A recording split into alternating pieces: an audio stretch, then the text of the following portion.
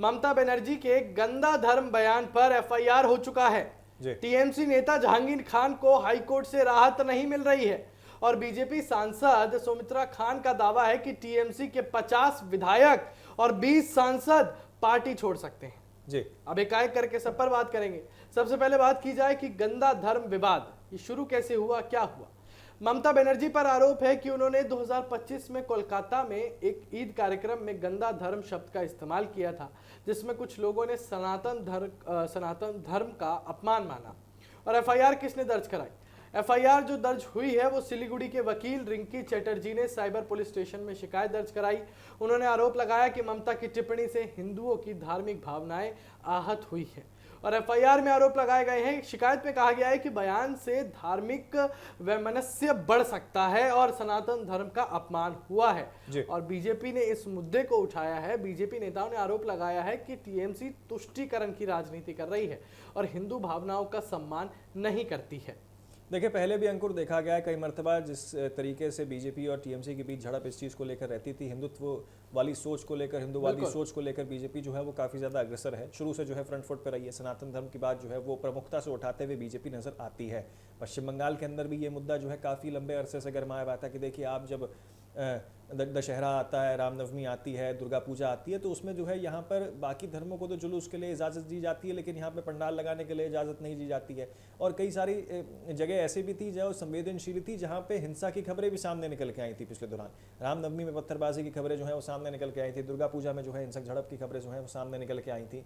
ऐसे में देखिए, आरोप प्रत्यारोप लगना तो तय था, लेकिन अब देखिए यहाँ पर एक बड़ा दावा और एक बड़ा आरोप और उसके बाद एक बड़ी कानूनी कार्रवाई में फंसते हुए जो है अब ममता बनर्जी दिखते हुए नजर आ रही हैं, क्योंकि उनके ऊपर सीधे तौर पे अब जो है हिंदू भावनाओं को आहत करने का आरोप लगा है। चुनाव प्रचार के दौरान भी लगातार इस चीज़ का उन्होंने जिक्र किया था कि देखिए, बीजेपी आएगी तो आपके खाने पीने पर रोक लगा दी जाएगी, आपको जो है उस तरीके से जो है यहाँ सद्भावनाओं से नहीं देखा जाएगा। और इसी के साथ आपको बता दें कि यहाँ पे ये भी कहा गया था कि अब जो बंगाली अस्मिता है, बंगाली संस्कृति है, उसके ऊपर जो है प्रहार किया जाएगा।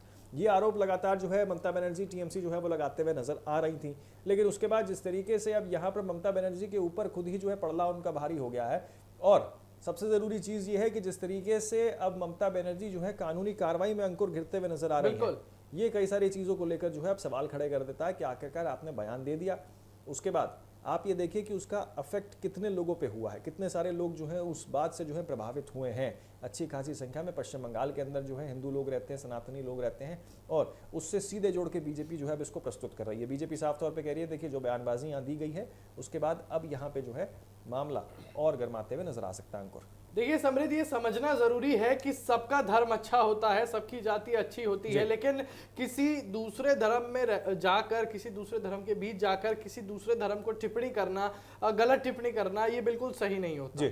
असली सनातन की अगर बात की जाए, सनातन धर्म की बात की जाए, तो ये तस्वीरें सामने हैं। ये पश्चिम बंगाल के मुख्यमंत्री शुभेंदु अधिकारी हैं, ये सारे बड़े बड़े धर्मगुरु थे, उनके सामने वो नतमस्तक हो गए।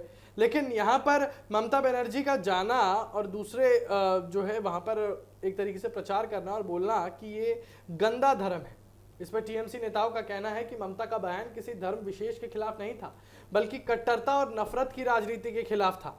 ये मामला राजनीतिक रूप से अब बड़ा बन चुका है, क्योंकि बंगाल में धर्म और पहचान की राजनीति चुनावों में बड़ा मुद्दा बन चुकी थी। बीजेपी इसे हिंदू वोटरों को जोड़ने के लिए इस्तेमाल कर सकती थी।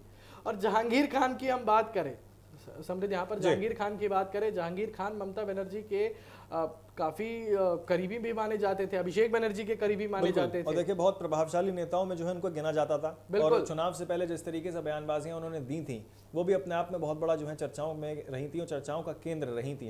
क्योंकि जहांगीर खान ने साफ तौर पर देखिए, जब यहाँ से इलेक्टोरल ऑफिसर्स को नियुक्त किया जाता है, यहाँ से जो है भेजा जाता है, उसके बाद सीधे तौर पे कहते हैं, खुली चुनौती देते हुए कि देखिए किसी की हिम्मत है तो मेरे को हटा के दिखा दीजिए।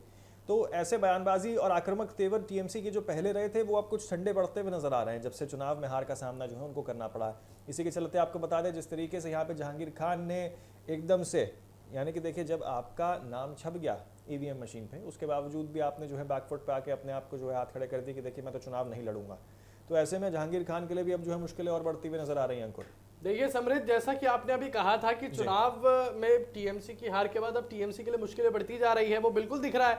बीजेपी के सांसद कहते हैं कि टीएमसी के इतने विधायक और इतने सांसद जो है पार्टी छोड़ने को तैयार है, और ये साफ दिख भी रहा है। जहांगीर खान का एकदम से एक कदम पीछे ले लेना राजनीति से, या चुनाव की बात करूं, उसके बाद अभिषेक बनर्जी पर इतने एफआईआर और अब खुद ममता बनर्जी पर इतने एफआईआर, ये साफ तरीके से जाहिर करता है कि अब टीएमसी के लिए मुश्किलों का दौर शुरू हो चुका है। फिलहाल टीएमसी के साथ या पश्चिम बंगाल की राजनीति के साथ क्या होगा, ये हम आपको रूबरू कराते रहेंगे।